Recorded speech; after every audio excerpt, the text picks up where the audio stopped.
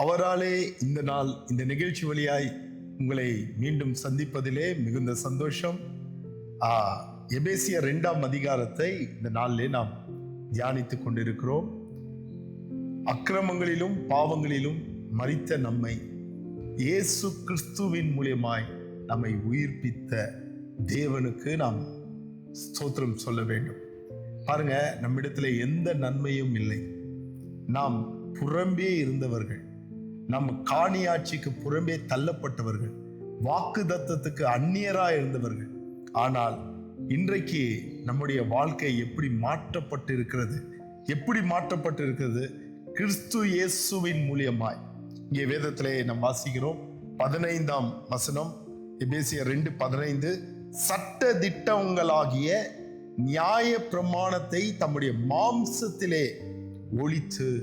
பாருங்க, சட்ட திட்டமாகிய நியாய பிரமாணத்தை. நியாய பிரமாணம் நல்லதுதான் பேசுது. கொலை செய்யாத, திருடாத, பொய் சொல்லாத, தகப்பனையும் தாயும் கனம் பண்ணு, பிறருடைய பொருளை இச்சியாத, இது நல்ல காரியம் தானே. ஆனால் நாம் பாவிகளா இருக்கிறோம், பாவத்தில் பிறந்திருக்கிறோம். அதனாலே நியாய பிரமாணத்தினுடைய அந்த நீதி, அந்த சட்டத்தை நம்மால் ஏற்றுக்கொள்ள முடியாது.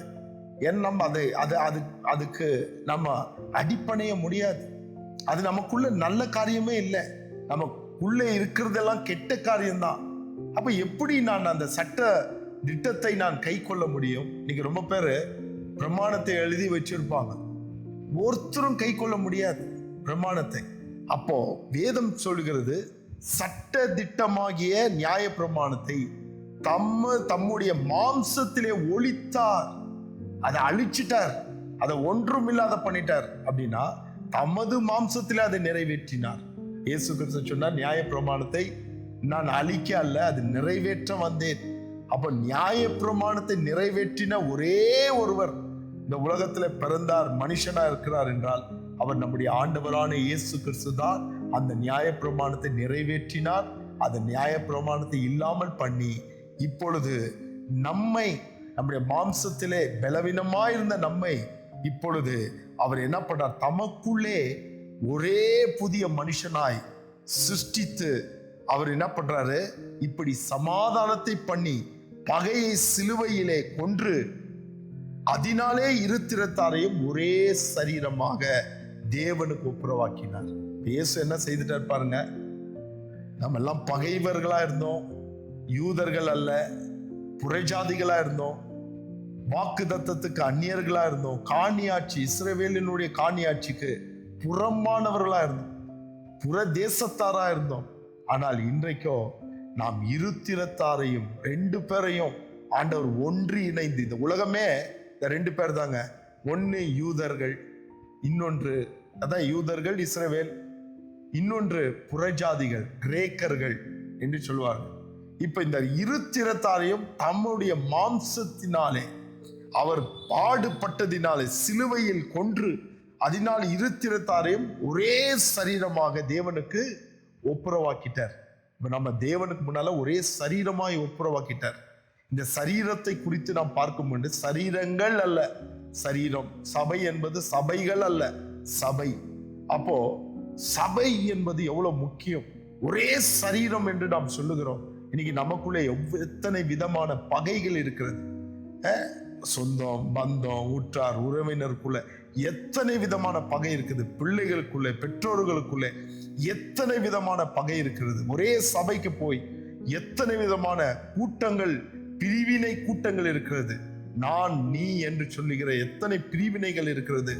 இது எல்லாம் சபை அல்ல. சபை என்பது என்ன? நீங்களும் நானும் அந்த சபைக்குள்ள இருக்கிறோமா?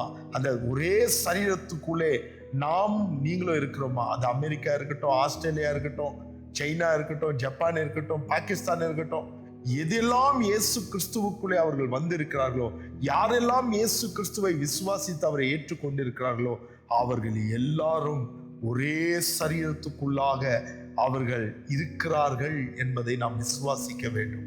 தேவ பிள்ளையே, நம்ம எப்படி ஆண்டவர் ஒப்புரவாக்கிட்டார் பாருங்க.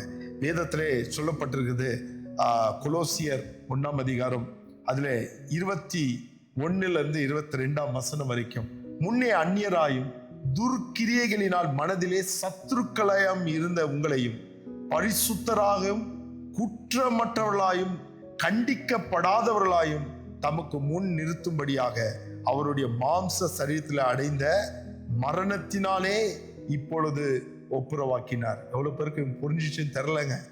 முன்னே அந்நியர், துர்க்கிரியைகளில் மனதிலே சத்துருக்கள். நீங்களும் நானும் தேவனுக்கு முன்னால சத்துருக்களா இருந்தோம்.